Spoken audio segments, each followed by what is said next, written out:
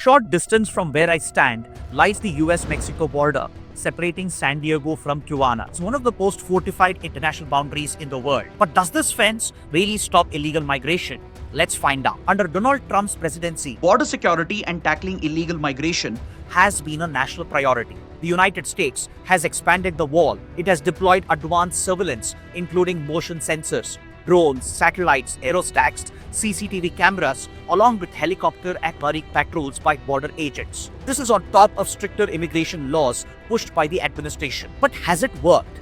The answer is both yes and no. Illegal crossings did drop initially following President Trump's push since 2016. But illegal migrants have found new riskier routes with the help of Mexican criminal cartels, which includes underground tunnels in the deserts, and some even try swimming around the fence in the Pacific Ocean. Trafficking cartels have adapted. Y ellos necesitaban ayuda de mí.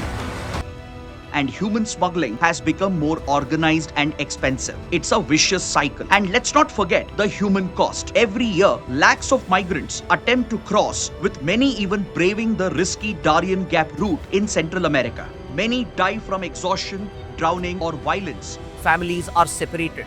Shelters in Tijuana overflow with people chasing the American dream. Surprisingly, Indians are part of this crisis too. Out of the 3 million plus Indian diaspora, it is estimated that anywhere between 2 to 7 lakh Indians could have entered through the illegal route.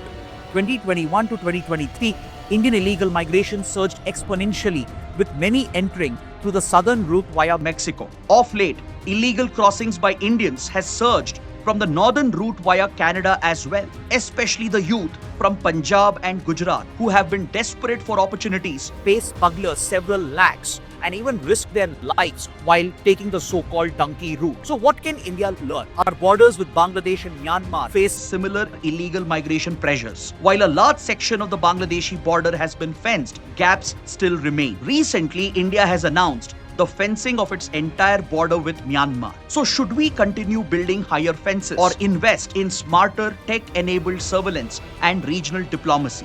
The US experience shows walls and xenophobia alone can't stop illegal migration. It's about addressing the why and not just the how.